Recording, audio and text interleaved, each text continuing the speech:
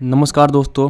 China के जो leader Xi Jinping वो अभी सऊदी अरेबिया के अंदर विजिट करने वाले हैं और एक तरह से देखा जाए तो जो अभी उनकी जो तीसरी बार वो बन गए उनकी एक तरह से थर्ड विजिट है। जो अभी कुछ समय पहले G20 के लिए वो बाली के अंदर गए थे और जो एपेक समिट हुआ था, एशिया पैसिफिक जो समिट हुआ था बैंकॉक के अंदर, और उसके बाद वो अभी क्या सऊदी अरेबिया के अंदर विजिट करने वाले हैं। और कहीं ना कहीं जो चाइना अभी सऊदी अरेबिया के अंदर अपने जो रिलेशन है और जो पैर और ज़्यादा मजबूत कर रहा है।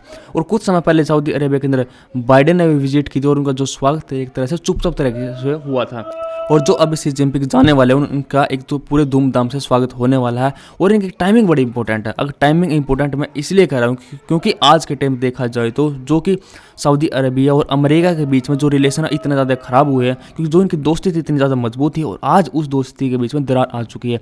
और दूसरी तरफ अमेरिका और चाइना के भी रिलेशन इतने ज़्यादा भी ख़राब हुए हैं और इस चीज़ का फ़ायदा अब चाइना भरपूर उठा रहा है और सऊदी अरेबिया के अंदर और ज़्यादा अपने रिलेशन और ज़्यादा मजबूत कर रहा है। अगर मैं सऊदी अरेबिया और अमेरिका की बात करूं, क्योंकि जो अभी कमाल खागोशी का जो मर्डर हुआ था 2018 के अंदर, उसके बाद बाइडेन ने हर जगह जो मोहम्मद बिन सलमान जो सऊदी का प्रिंस है उसको क्रिटिसाइज करना शुरू कर दिया। उन्होंने कहा कि इस मर्डर के पीछे कौन है, मोहम्मद बिन सलमान। तो उसके बाद सऊदी अरेबिया ने कहा चलो ठीक आप ये करते चले जाओ और हम अब क्या रशिया यूक्रेन युद्ध के अंदर रशिया को समर्थन करेंगे।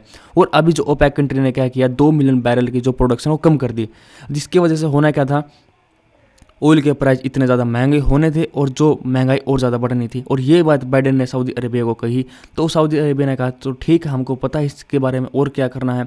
तो उसके बाद बाइडेन ने कहा कि आपको ये चीज़ बहुत ज़्यादा महंगी पड़ सकती है। और जो ये बात कही तो कहीं ना कहीं आप रिलेट कर सकते हो कि बाइडेन ने जो ये बात कही, क्योंकि जो अमेरिका सऊदी अरेबिया को जो सिक्योरिटी जो हथियार वगैरह सप्लाई करता है ईरान से बचने के लिए, कहीं ना कहीं अमेरिका अब क्या है पीछे हो जाएगा।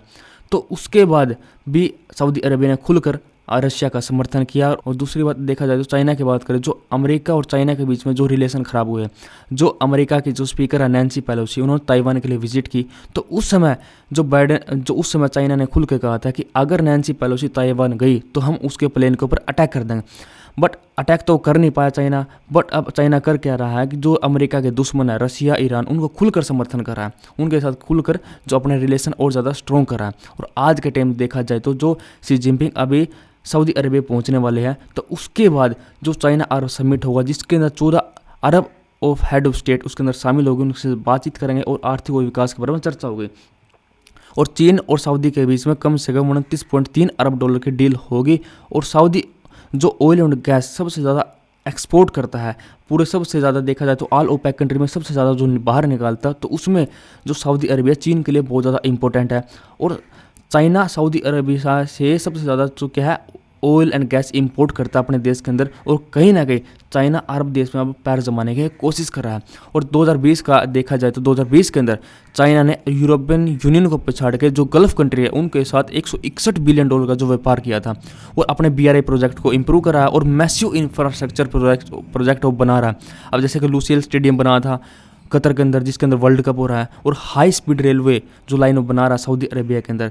और अभी कहीं ना कहीं जो सऊदी अरेबिया खुलकर अमेरिका को आंख दिखा रहा है, अमेरिका को आंख इसलिए दिखा रहा है कि अब सऊदी अरेबिया कह रहा है कि हमारे पास अब वेस्ट कंट्री का अल्टरनेटिव है। अगर अमेरिका और वेस्ट कंट्री ने अगर ऐसा वैसा कुछ करने की कोशिश की तो हमारे पास दूसरा विकल्प है और हम आपके ऊपर जो निर्भर थे उसके ऊपर निर्भर नहीं रहेंगे और अपनी डिपेंडेंसी क्या है अब चाइना की तरफ कर देंगे जो आपका एक तरह से कट्टर दुश्मन है। और देखा जाए तो कहीं ना कहीं ऐसा कुछ हो भी रहा है, क्योंकि चाइना और रशिया दोनों एक अच्छे दोस्त है। और अभी सऊदी अरेबिया अब कर क्या रहा है कि जो SCO के अंदर अपना पैर रखने की कोशिश कर रहा है, उसका मेंबर बनने की कोशिश कर रहा है, और इसके अंदर चाइना भी क्या उसका खुलकर स्वागत कर रहा है। और ब्रिक्स की बात करें जिसके अंदर ब्राज़ील, रशिया, इंडिया, चाइना इसके मेंबर है, और कहीं ना कहीं जो क्या अब सऊदी अरेबिया इसका मेंबर बनने की कोशिश कर रहा है। और दूसरी तरफ जो सऊदी अरेबिया का दुश्मन है ईरान, वो भी क्या है इसका मेंबर बनने की कोशिश कर रहा है। अब दोनों क्या है एक जो ब्रिक्स के अंदर शामिल होंगे। और कहीं ना कहीं जो अभी बात सामने आई थी जो ब्रिक्स के अंदर एक अलग करेंसी का जो लाई जाए, जिसकी वजह से जो ब्रिक्स के जो मेंबर हैं इनके बीच में जो व्यापार करे, डॉलर को साइड करके एक नई करेंसी के अंदर व्यापार करे। और कहीं ना कहीं जो ये बात सऊदी अरेबिया को अट्रैक्ट करती है। और अगर ये बात सऊदी अरेबिया को अट्रैक्ट करती है तो ये बात अमेरिका के लिए दिक्कत करती है। अमेरिका के लिए दिक्कत इसलिए करती है क्योंकि आज पूरी दुनिया में जो डॉलर की वैल्यू बढ़ी है, कहीं ना कहीं इसके अंदर ओपेक कंट्री का हाथ है।